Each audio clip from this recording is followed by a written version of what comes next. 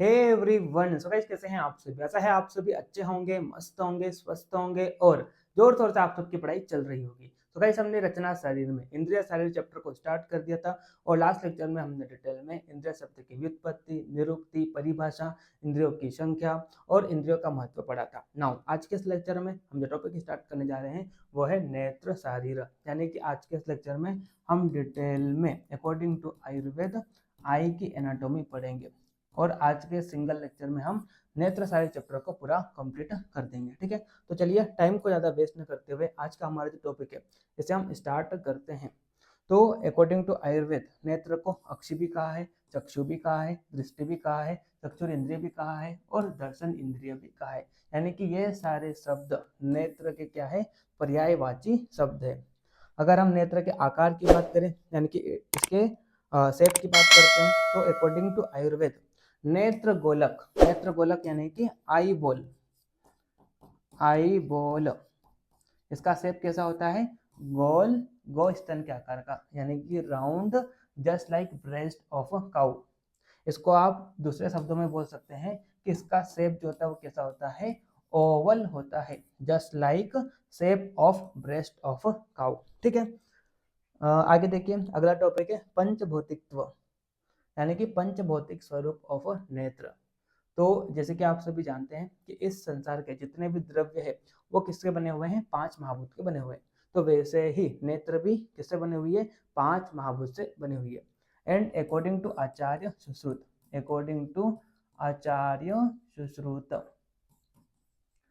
नेत्र का मांसल भाग यानी कि it's muscular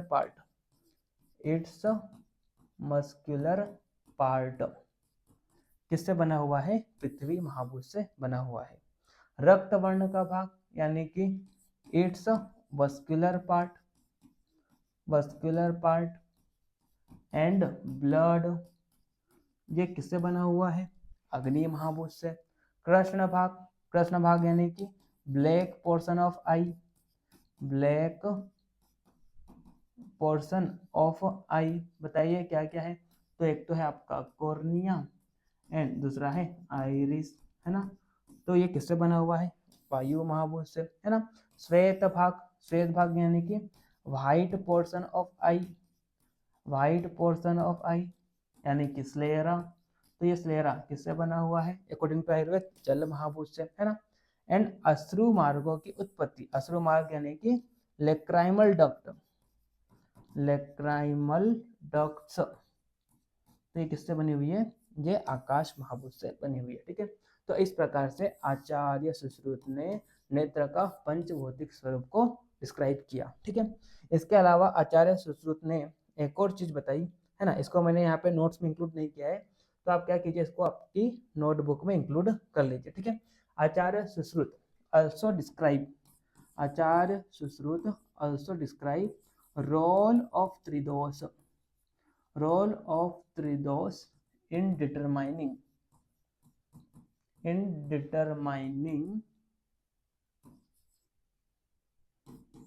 the color of eye,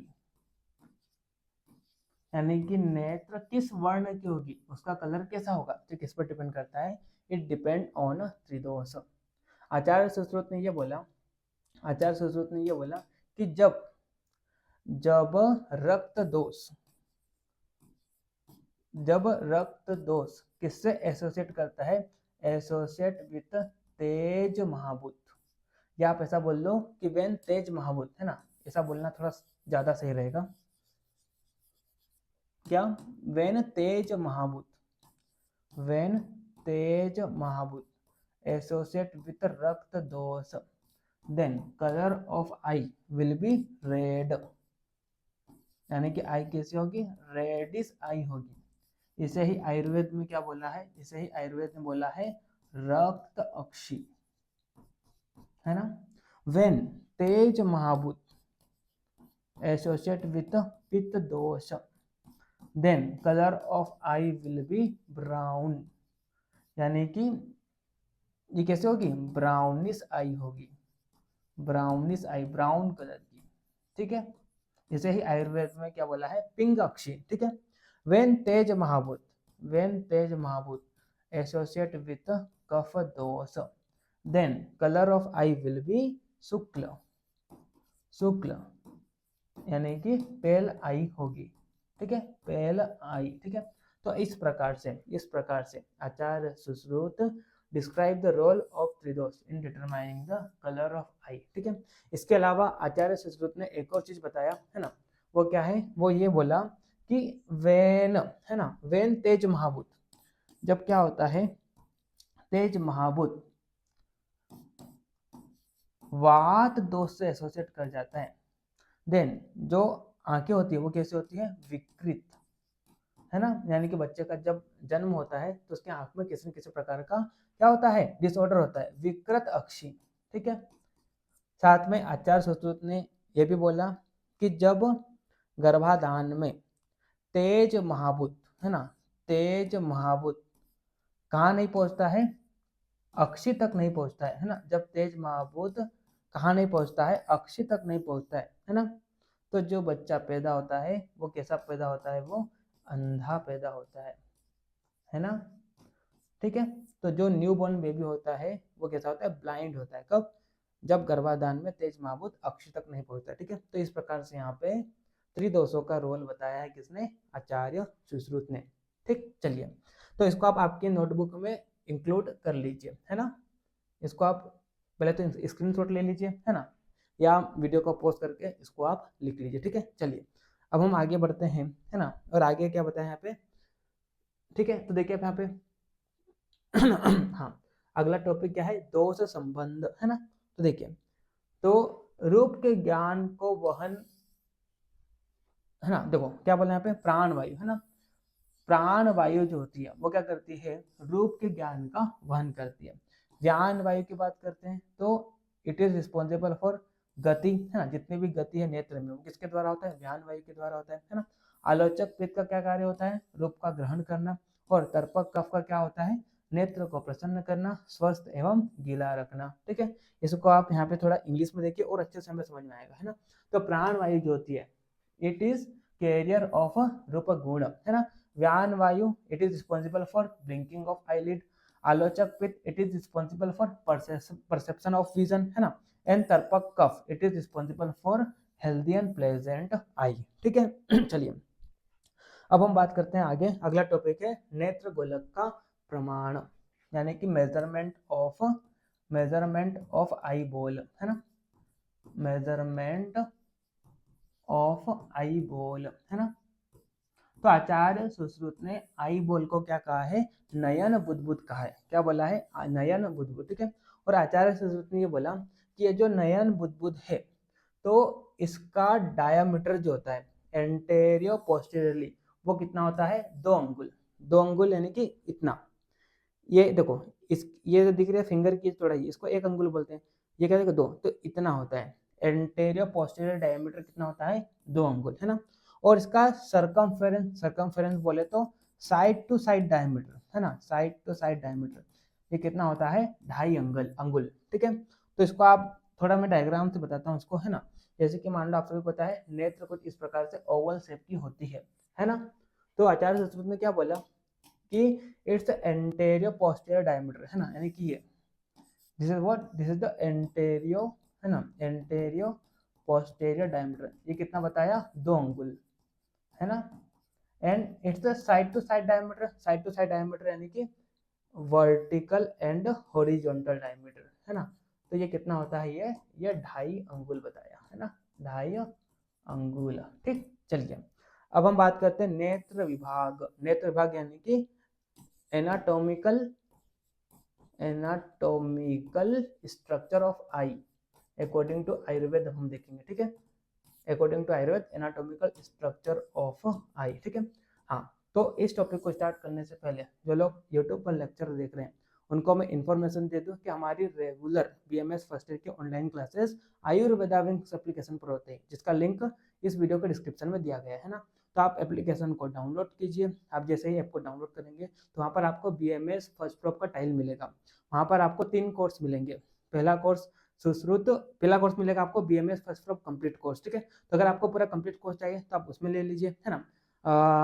जो बच्चे 2024-25 बैच के हैं तो उनको सुश्रुत 2.0 में एनरोल करना है, और जो बच्चे सुश्रुत 3 जो बच्चे 2025-26 बैच के यानी कि जिन्होंने अभी रिसेंट में एडमिशन लिया है तो उनको सुश्रुत 3.0 कोर्स को चेक करना है ना। पहले आप डेमो लेक्चर देखिए, अगर आपको डेमो लेक्चर अच्छे लगते हैं, अगर आपको नोट्स अच्छे लगते हैं तो आप कोर्स में एनरोल कर सकते हैं। यूट्यूब पर मैं सारे लेक्चर प्रोवाइड नहीं करता हूँ, है ना। यहाँ पर सिर्फ मैं आपको डेमो प्रोवाइड करता हूँ, है ना। सारे लेक्चर फर्स्ट ईयर के आपको कहाँ पर मिलेंगे, आपको आयुर्वेदा विंग्स एप्लीकेशन पर मिलेंगे। लिंक डिस्क्रिप्शन में दिया गया है, अभी डाउनलोड कीजिए और कोर्सेज को चेक कीजिए, है ना। साथ में अगर आपने टेलीग्राम चैनल @आयुर्वेदा विंग्स उसको ज्वाइन नहीं किया है तो उसको भी आप ज्वाइन कर लीजिए। वहाँ पर भी मैं आपको लगातार एजुकेशनल कंटेंट प्रोवाइड करता रहता हूँ, है ना। उसका भी लिंक इस वीडियो के डिस्क्रिप्शन में दिया गया है, ठीक है। तो चलिए अब नाउ आगे बढ़ते हैं और समझते हैं according to Ayurveda anatomical structure of eye, है ना। तो आचार्य सुश्रुत ने क्या बोला, आचार्य सुश्रुत ने बोला कि ये जो नेत्र है इसमें क्या होते हैं, इसमें 5 मंडल होते हैं, है ना। 6 इसमें क्या होती है, संधि होती है, और 6 इसमें क्या होते हैं, पटल होते हैं, ठीक है।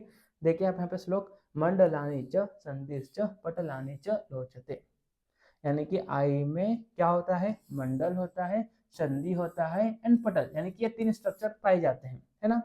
यथाक्रमम विजानियात, और आगे यहाँ पे इनकी संख्या बताई, यानी कि मंडल जो होता है कितने होते हैं, 5, संधि कितनी होती है, 6 यानी कि 6, और पटलानी 6 एव यानी कि ये भी कितनी होती है, 6 होती है, ठीक है।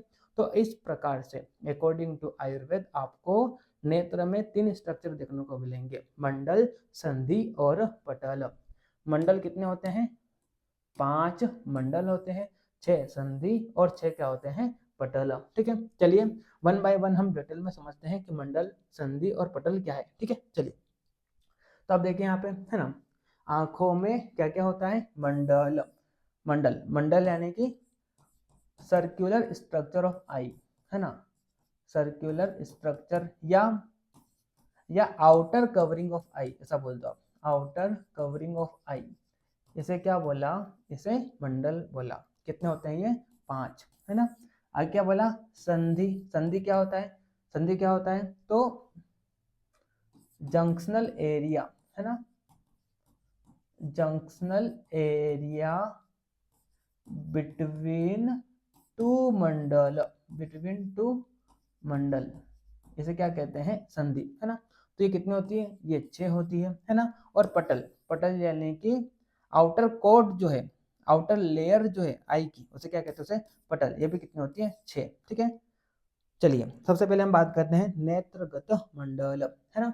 नेत्रगत मंडल क्या होता है, नेत्रगत मंडल यानी कि आउटर कवरिंग ऑफ आई कितनी होती है, 5 होती है। कौन कौन सी, तो सबसे पहले यहाँ पर क्या बोला, पक्ष्म, पक्ष्म, है ना, यानी कि आई लेसेस, ठीक है। तो आपको यहाँ पर ये जो आपको केस दिखाई दे रहे हैं ना, नेत्र में आपको ये जो केस दिखाई दे रहे हैं, इसे क्या कहते हैं, इसे पक्ष्म मंडल कहते हैं, है ना, यानी कि आई लेसेस, है ना।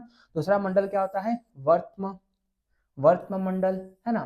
तो आपको देखिए यहाँ पे ये जो आपको मस्कुलर पार्ट दिखाई दे रहा है जिसके ऊपर ये केस उंगे हुए हैं, है ना, ऊपर भी और नीचे भी, तो ये क्या है, दिस इज द वर्त्म मंडल, है ना। ऊपर वाले को बोलेंगे अपर आईलिड और नीचे वाले को क्या बोलेंगे, लोअर आईलिड, ठीक है। तीसरा क्या होता है, श्वेत मंडल, यानी कि जितना भी व्हाइट पोर्शन आपको दिखाई दे रहा है ना, ये क्या है, ये श्वेत मंडल है ना। इसे मॉडर्न में क्या बोला है, स्लेरा। तो ये जो जितना भी व्हाइट वाला पार्ट आपको सामने से दिखाई दे रहा है ना, दिस स्लेरा, यहाँ पर कौन सा मंडल है, श्वेत मंडल है ना। कृष्ण मंडल यानी कि ब्लैक पोर्शन ऑफ आई, है ना, अकॉर्डिंग मॉडर्न क्या हो जाएगा, कॉर्निया एंड आइरिस, ठीक है। तो आपको ये जो ब्लैक पोर्शन दिखाई दे रहा है, कॉर्निया और आइरिस, यहाँ पर कौन सा मंडल है, कृष्ण मंडल है ना। और फिर लास्ट क्या है, दृष्टि मंडल, यानी कि inner margin of iris that is प्यूपिल, ये क्या है, दृष्टि मंडल, ठीक है। तो इस प्रकार से यहाँ पर 5 मंडल होते हैं। कौन कौन से, कौन कौन से, तो पहला क्या है, पक्ष्म, दूसरा क्या है, वर्त्म, तीसरा श्वेत, चौथा कृष्ण और 5वां दृष्टि, है ना। इस तरह से आपको 5 मंडल नेत्र में पाए जाते हैं, है ना। चलिए फिर आगे बढ़ते हैं, नेत्रगत संधि, है ना। क्या होता है नेत्रगत संधि, तो जंक्शनल एरिया बिटवीन 2 मंडल, है ना, जंक्शनल एरिया बिटवीन 2 मंडल, इसे क्या कहते हैं, नेत्रगत संधि। कितनी होती है, 6 संधियां होती है। तो देखिए पहली क्या है, पक्ष्मवर्त्मगत संधि, यानी कि जंक्शनल एरिया बिटवीन पक्ष्ममंडल एंड वर्त्ममंडल, है ना। इसी को मॉडर्न में क्या बोलते हैं हमने, junctional area between eyelashes and eyelid, ठीक है। दूसरी संधि कौन सी है, वर्त्म शुक्लगत संधि, यानी कि junctional area between vartmamandala and shuklamandala according to modern superior and inferior conjunctiva fornices बोल देते हैं, है ना। तीसरा क्या है, शुक्ल कृष्णगत संधि, यानी कि junctional area between shukla mandala and krishna mandala, है ना।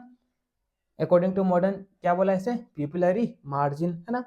एंड चौथी क्या है, कृष्ण दृष्टिगत संधि, यानी कि junctional area between krishna mandala and drishti mandala. According to modern क्या बोला है, central free margin of iris, ठीक है। And then kaninaka sandhi which is inner canthus according to modern, and apanga sandhi which is outer canthus according to modern, ठीक है। तो इस प्रकार से आपको यहाँ पे 6 संधि पाई जाती है नेत्र में। क्या होता है संधि, तो junctional area between two mandal is known as sandhi, है ना, जो कि कितनी होती है, 6 होती है ना। अब बात करते हैं हम नेत्रगत पटल, है ना। नेत्रगत पटल क्या होता है, तो आउटर लेयर ऑफ आई, है ना, आउटर कोट या आउटर लेयर, है ना, इसे क्या कहते हैं, इसे नेत्रगत पटल कहते हैं, जो कि कितने होते हैं, 6 होते हैं, यानी कि आई में 6 लेयर होती है ना। तो इन 6 में से 2 तो बाहर की साइड होती है और 4 अंदर की साइड होती है ना।